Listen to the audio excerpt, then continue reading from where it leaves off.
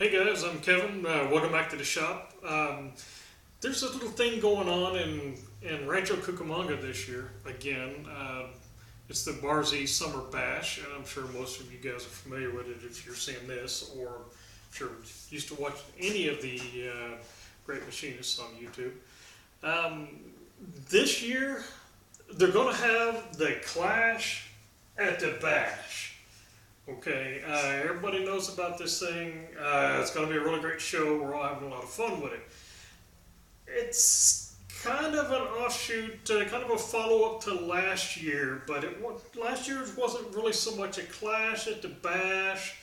It was more of a battle of the Barneys, where Barney Fife put the beat down on Barney the dinosaur because, well, Barney Rubble, Tom Lipton, kind of sabotaged the tools for him. It was all a lot of fun, and then, of course, Barney Miller, Dale Derry, had to go and investigate the situation.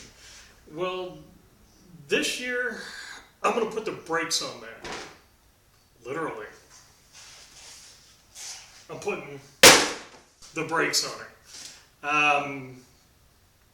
We're going to be spinning these things up in Tom's four-jaw Kingmaker, and gonna have a little bit of fun with it. The problem is his machine only has 6-inch jaws.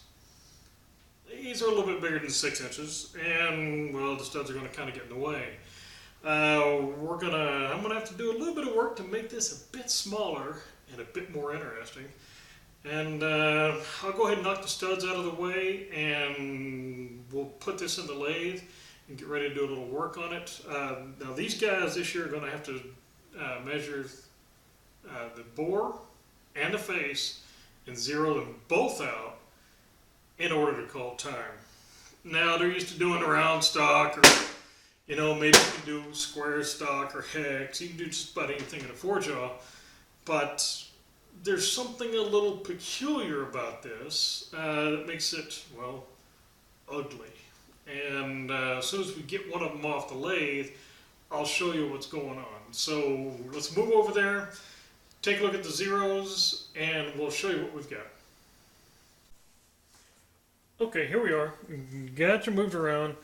We're still having a little bit of trouble with the light on these gauge faces, but this one you can read all right. That one's kind of difficult to make out the numbers on the dial, but you can see the needle movement. Now, mind you, I've got some pretty worn out old bearings in this thing, but still, I can get a consistent reading on both of them, well under 1,000, about a half thousandths. There's a little bit of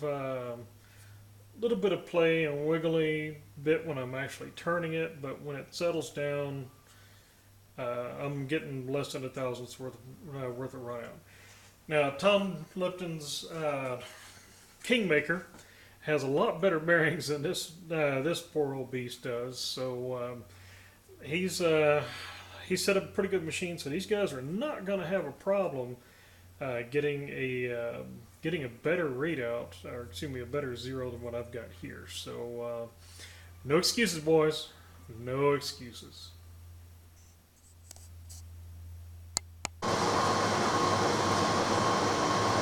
I'm not sure if Stan covered it or not, but in the four-jaw challenge this year, we've got a new rule.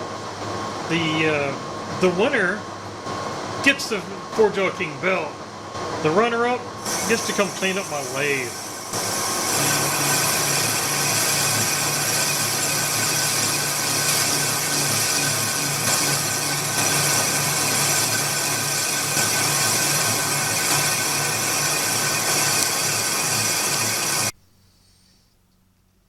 Okay, it's cut off. And there's a little hint of things to come. Yeah, that's ugly. And Adam, Keith, one of you boys is going to have to come over here and fire up the shop vac. Which one's it going to be? Okay, so here we've got the hub. Now it's made out of a big blobby casting, but when they go through the machine, it You can rely on the bore being true and the face being true, along with this outside diameter here. Otherwise, your wheels would be bobbling and bouncing as they go down the road, and your car would be miserable, quite frankly. Now they're going to be putting this in a 6-inch chuck.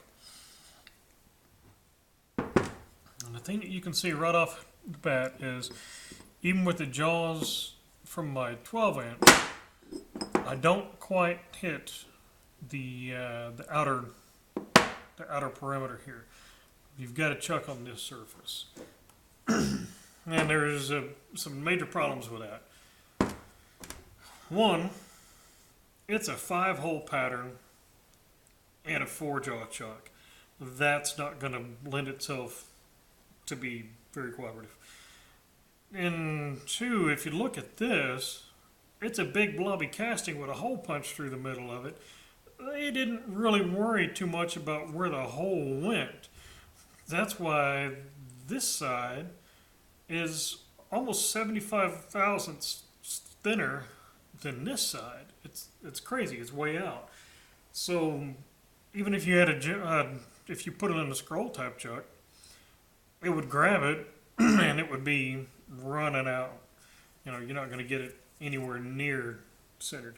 So you've also got to look at pattern draft, which for those of you that are familiar with casting, you know that you've got to have a bit of a taper on your parts so they'll come out of the molds properly and you'll be able to reuse the molds again. If you look at this thing, those little fins aren't straight. They're in more at the bottom of them than they are at the root. So they're not going to be chucking on a flat surface. They're going to be coming in here and grabbing down here somewhere and not grabbing here. They can crush it in, that's fine. They can really crank on that chuck, and it'll bite in and get a better purchase. This is just cast steel. It's not hard to get a bite on. But the problem we're facing, the big one, are these ribs.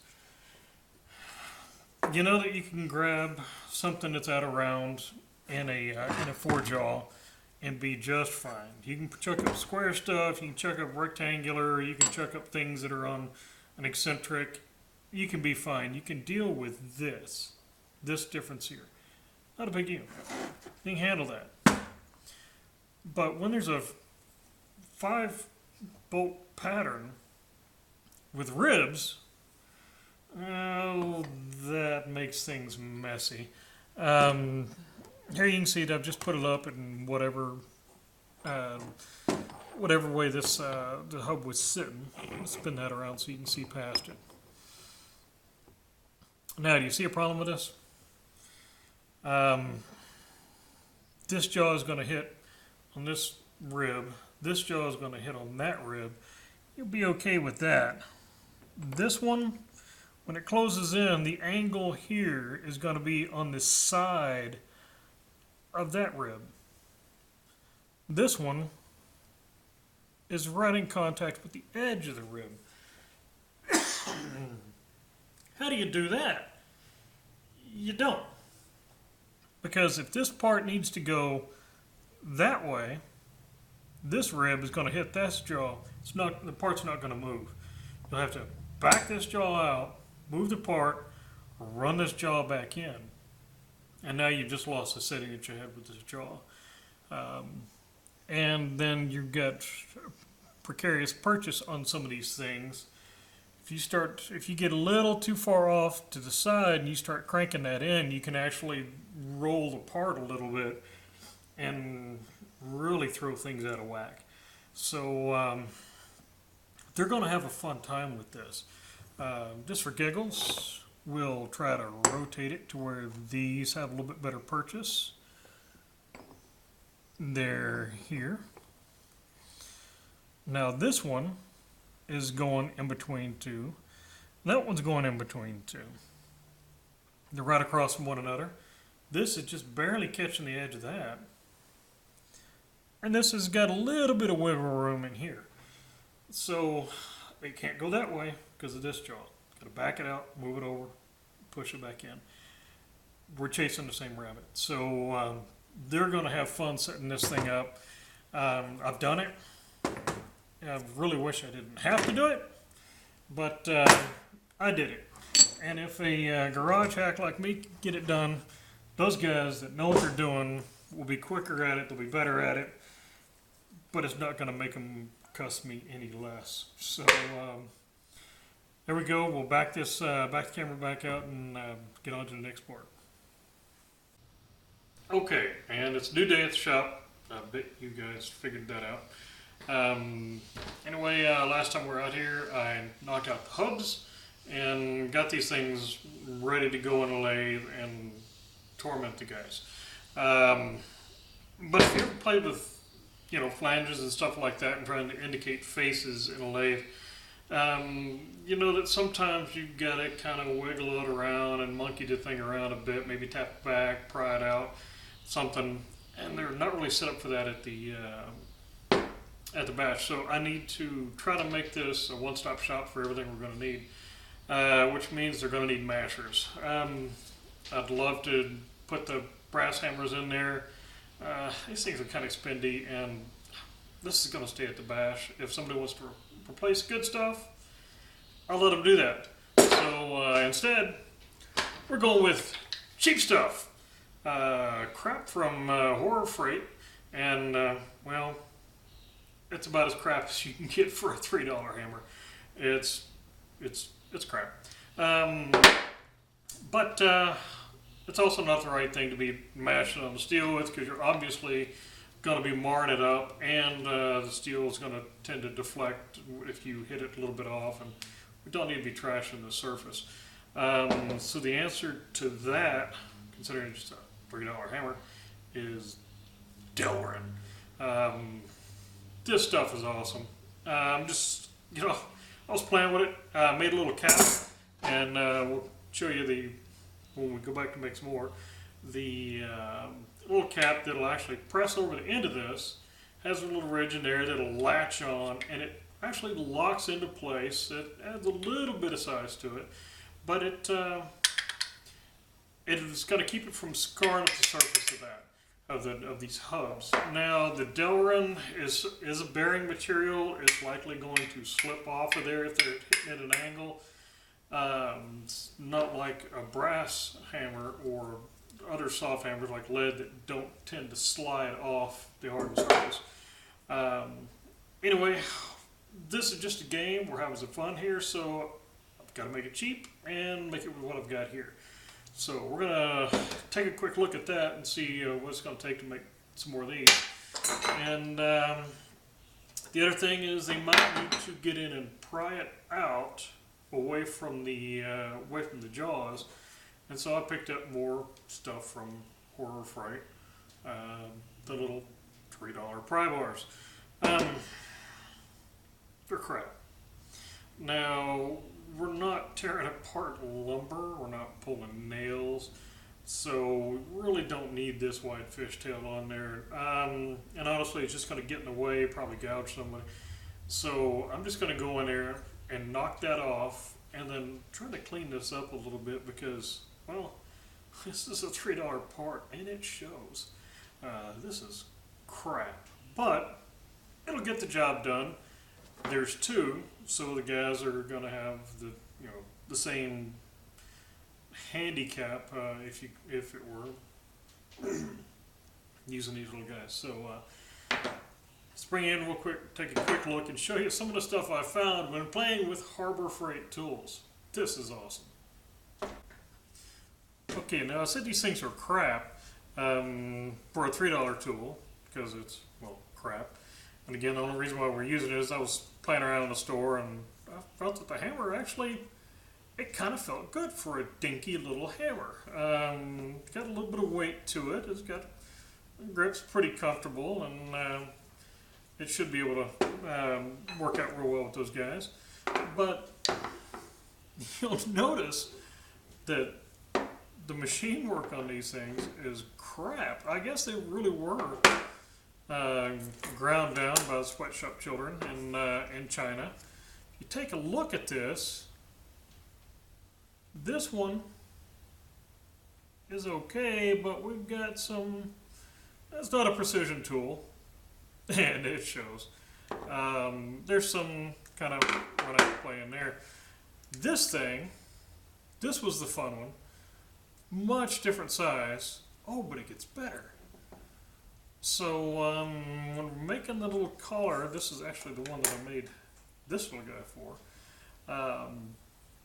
I kind of made it to where it was going to be a snug fit on the wide part of it. It's actually a couple thousandths smaller diameter ID than what this is, but in this direction it's a relatively loose fit. But I added a step in here on the back side of that, so it'll actually slide down over this notch here on the back of it, and it locks it into place. It was actually kind of tricky to get back off, so that worked out well. The other ends, we'll probably go ahead and make little covers for those two and get those fixed up to where they're not going to be bashing the ball. Just, you know, when they're moving kind of quickly, not going to be bashing the ball end into these. And again, the grinding is obviously done by, well, somebody that's never used a grinder before. But that's the size we've got on that one. Yeah, we're going to do a little bit of a custom work.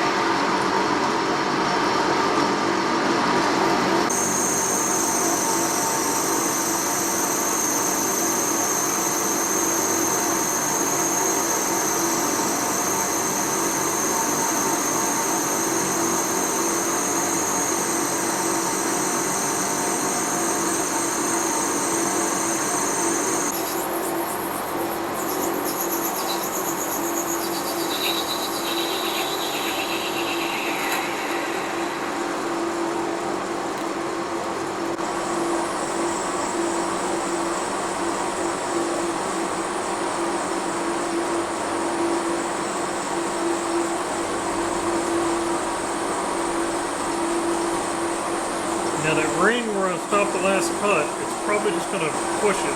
With luck, it'll cut it free and slide down. If not, it'll just kind of push it this way.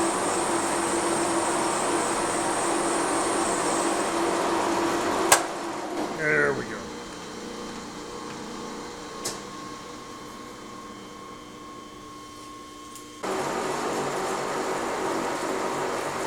Five, four, three, two, one.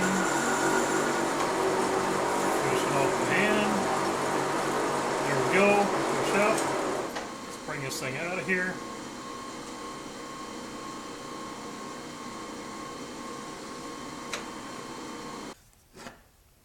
Okay, we'll put that up there. Like I said, it's going to be crazy loud.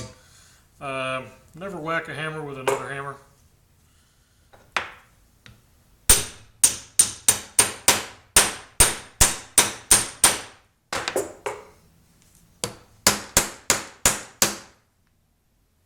One Delrin masher. Again, it's a ball end, so this one's going to be kind of screwy. And if they start mashing on this thing, it's going to move around like a trailer hitch. So that's freaking awesome. I love it. Again, when I go to this side, it's going to be a good side, but that'll add a little bit of fun to it also. It'll be beautiful. And we're back.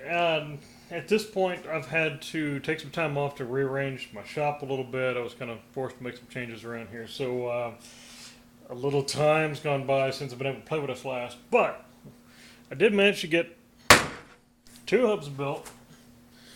We've got those guys. Talked about the fun little hammers. So I've managed to get both of those finished up. And then we've got the little pry bars. I went ahead and hacked those down and got rid of the wide stabby points on the ends. So we've got a couple of these to play with, and now I've got to get it all to the bash. I've decided to go ahead and expand my horizons a little bit and play with some wood and build myself a box to kind of hold this stuff in. Make something nice, presentable, put my little shop name on top of it, and we'll see how it goes. So let's take a quick look at how that happens. These are a little gangly to be playing with, especially when you've got to figure out a box, how big a box you need to put together. So I grabbed some old trace paper. Got some of the old ancient drafting gear that I had when I was young, and then rough cut some frisbees to act like the hubs. We got some little cheesy microphones looking thingies that are going to be, or hammers, and some odd shaped little bits that are basically the pry bars. So this will let me arrange this stuff and figure out the size box that I really need. So I figured that the best restraint, or excuse me, space efficient way of doing this is to kind of lay these out in this manner, and that would suck up the least amount of wood and make it the easiest for me to build, really. So I don't know anything about building boxes, but we'll see what we can do. So let me get this out the way and I'll show you what we've got. Again, I don't know what I'm doing here. If you want to learn how to make box joints, you might want to check out somebody else's channel, or hit up Keith Rucker. He really knows his stuff. So anyway, I did make some cuts on this. Came out with some pretty nice tight joints. It's going to work out really well.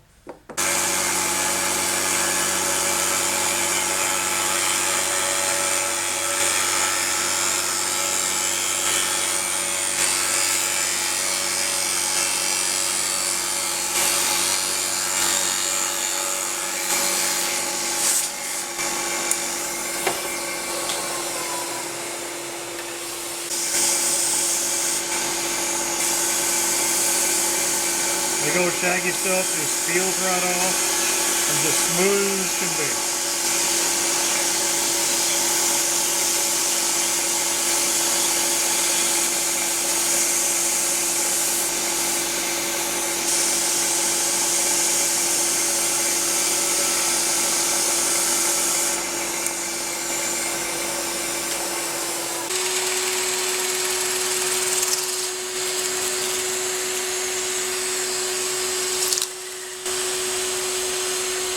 Right at the bottom.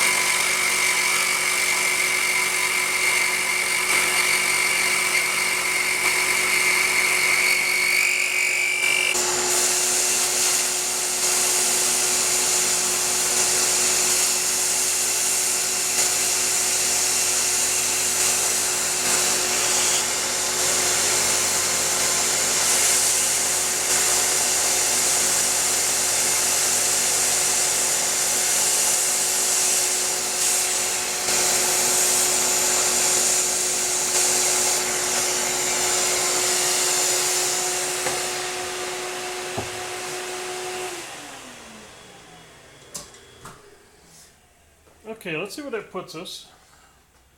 We'll try it with a pry bar. We'll back you out again.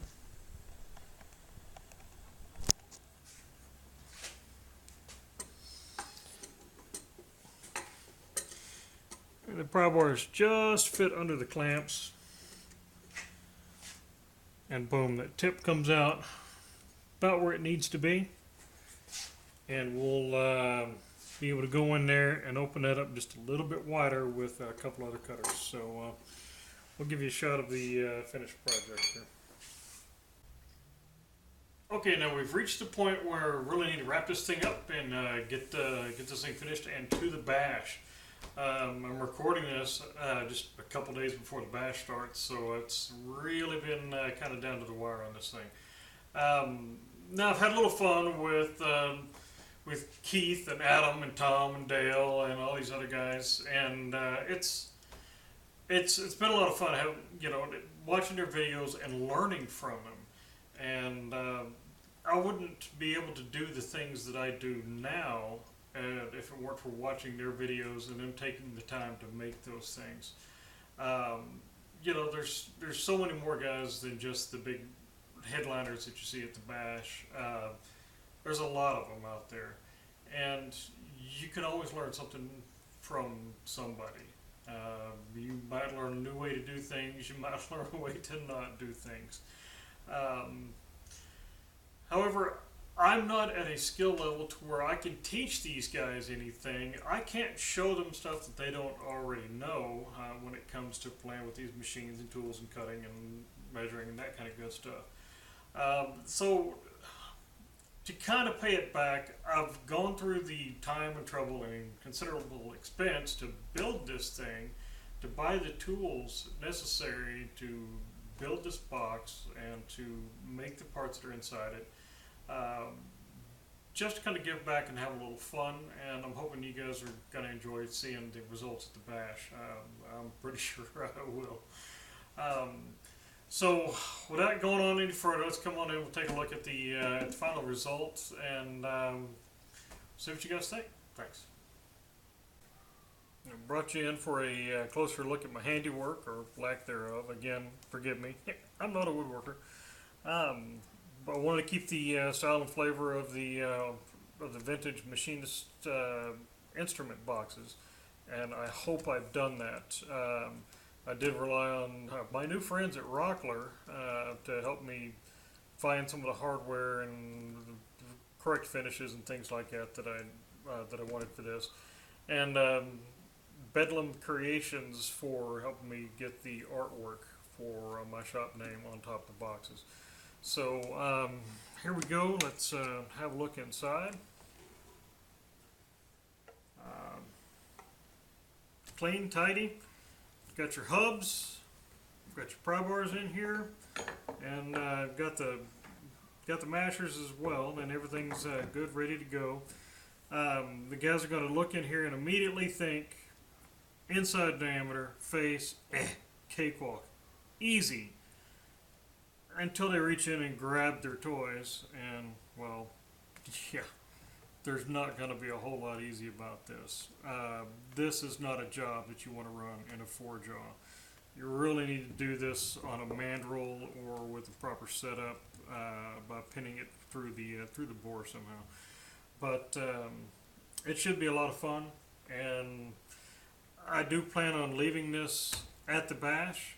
So Stan can bring this out in future years and allow other participants at the bash to partake of it. Let them get in there and play with the thing and try to challenge for themselves.